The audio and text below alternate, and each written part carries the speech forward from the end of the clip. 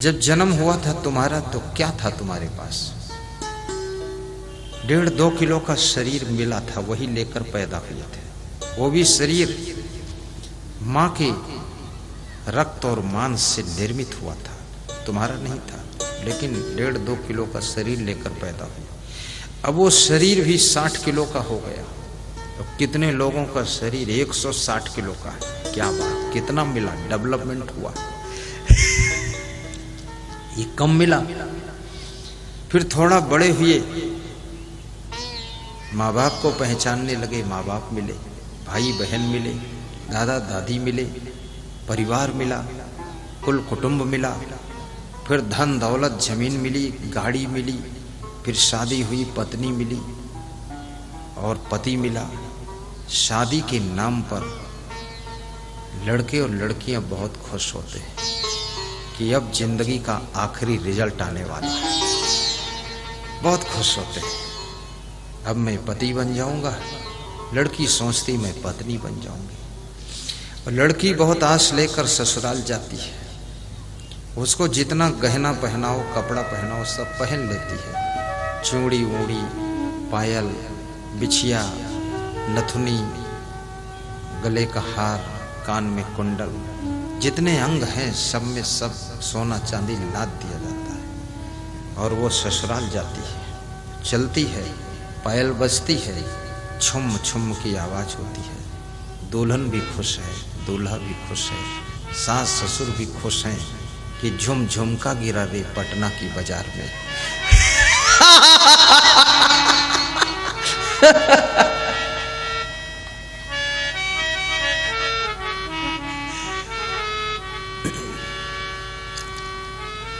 लेकिन ये खुशी,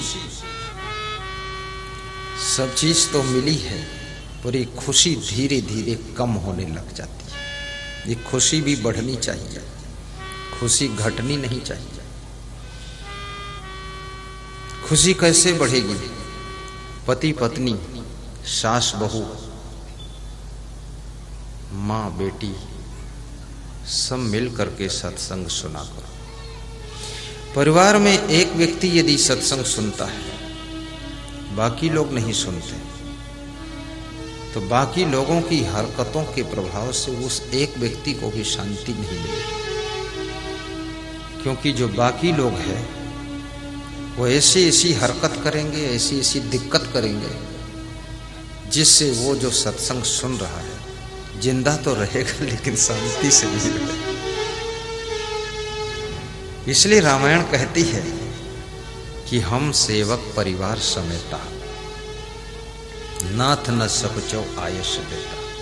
परिवार सहित प्रवचन में बेटे को भी बिठाइए, बेटी को भी बिठाइए, नाती पोता को भी बिठाइए, दादा दादी को भी प्रवचन सुनाइए। ये मत सोचिए कि दादा दादी की बहुत उम्र हो गई, जिंदगी निकल गई, अब कोई मतलब नहीं है। उन्हीं से ज्यादा मतलब है, क्योंकि दादा दादी जो 70 साल के ऊपर हैं, घर संवारने में, घर बिगाड़ने में उनका बहुत बड़ा योगदान रहता है। दादा दादी का, बूढ़े सास ससुर, अरे पूरा एटम बम होते हैं। तुम महाशिवरात्रि में बोलते हो बम बम, और वो बोलते हैं एटम बम। इन बूढ़ों को भी संभालना जरूरी है, ताकि ये लोग बहुओं से प्रेम करें, सभी बेटों पर कृपा रखें, अपने पोतों पर दया रखें। और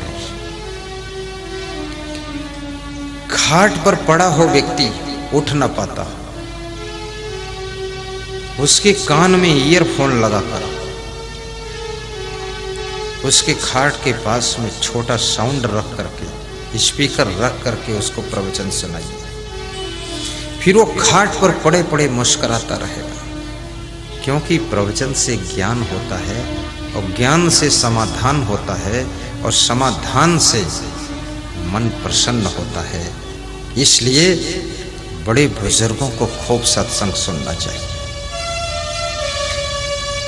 हम सेवक परिवार समेता, नाथ सकल संपदा तुम्हारी।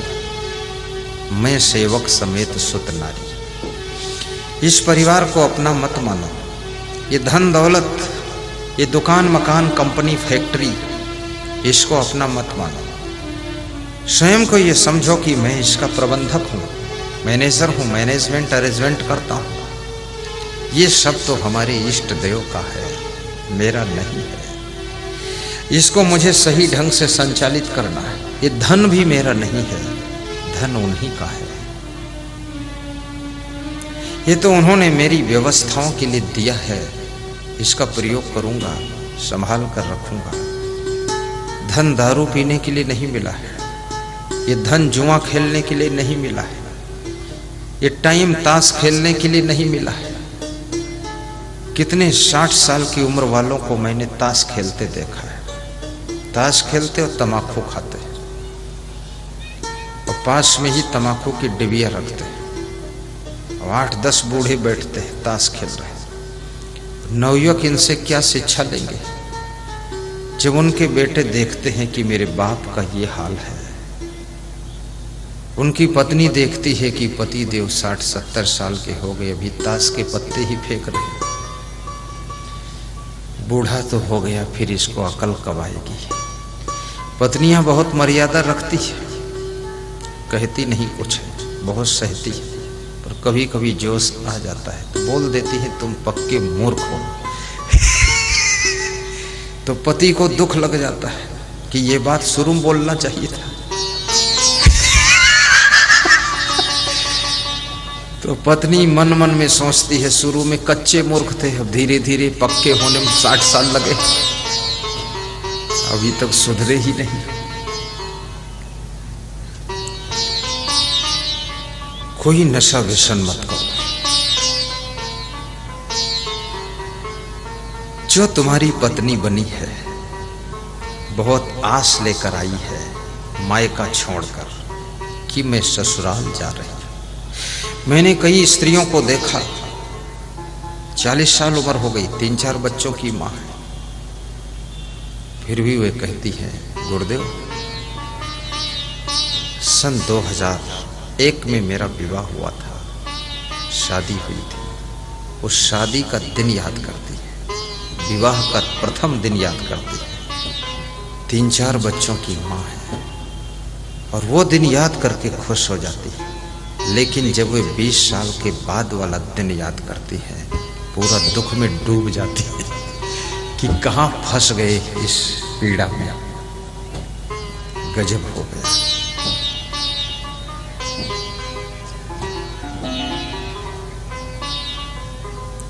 साहिब बंदगी बोले, आपकी गलती आपके पूरे परिवार को दुख देती है। परिवार का एक सदस्य भूल करता है लेकिन उसकी भूल को पूरा परिवार भोगता है। बड़ों की जब गलत कलम चलती है तो सैकड़ों की गर्दनें कलम हो जाती है और बड़ों का एक कदम जब सही पड़ता है तो करोड़ों के कदम सही राह पर चल पड़ते हैं। इसलिए मैं निवेदन करूंगा, आप कोई साधारण नहीं हो। आप अपने को बेकार मत समझिए। आप ये मत सोचिए कि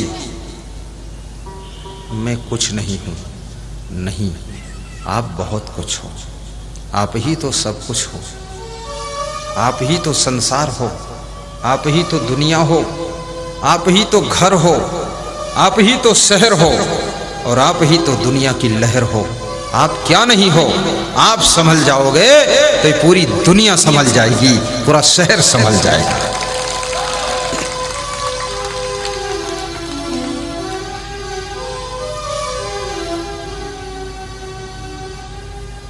जब किसी व्यक्ति का विवाह होता है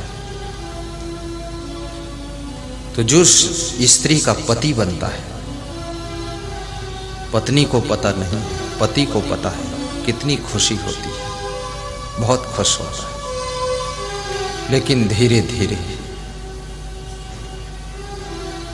वर्ष बीतता है, खुशी कम हो जाती है। बच्चों का जन्म होता और खुशी कम होती है। 10 साल के बाद ऐसी दशा हो जाती है कि जिंदा में ही 10वां करने लायक हो जाते हैं।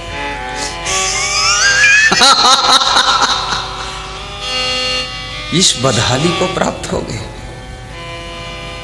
इस घर को स्वर्ग बनाने की जिम्मेदारी आपकी है। ये आपका छोटा सा घर फ्लैट में हो, चाहे ग्राउंड फ्लोर में हो और चाहे गांव में हो, आपका घर है। और वो घर कैसे स्वर्ग बनेगा? 4 काम करना पड़ेगा। दान प्रसंगो मधुरा च वाणी देवार्चनम ब्राह्मण तर्पणश्च। दान करना सीखो। अभी एक सज्जन आए थे, हमारा निवास जहां पर है, मुझे नाम नहीं मालूम कहां निवास है, कोई बता सकता? लापता। तो उन्होंने एक पॉलीथीन में कुछ दक्षिणा दिया। बोले रोज गुरु का ध्यान करता हूँ, गुरु की पूजा करता हूँ और रोज श्रद्धा अनुसार दक्षिणा रखता हूँ। आज दर्शन करने आया तो आपकी जमा हुई दक्षिणा भी ले आया हूँ। ये संभालो, अपना धन दौलत परमार्थ में लगा देना। उस व्यक्ति को खुशी है। आपका थोड़ा सा धन धर्म के कार्यों में भी लगना चाहिए। आपका शरीर धर्म के कार्यों की दौड़ धूप में लगना चाहिए। आपका मन धार्मिक कार्यों के मनन चिंतन में लगना चाहिए। और आपकी वाणी धर्म के प्रचार में लगनी चाहिए। अभी एक यहाँ कथाकार बैठे थे, कह रहे थे कभी आध्यात्मिक क्षेत्र में मेरी सेवा की जरूरत पड़े, गुरुदेव याद करना, वाणी से आपकी सेवा करूंगा। मधुरा च वाणी, और जिसकी वाणी मधुर है उसके घर में स्वर्ग बनता है। कितने घरों में सासू बहुओं में ऐसा रिश्ता है जैसे सांप और न्योला में रिश्ता है। दोनों एक दूसरे को देखते ही फुफकारती है। अब दोनों के बीच में ससुर और पति की दुर्दशा है।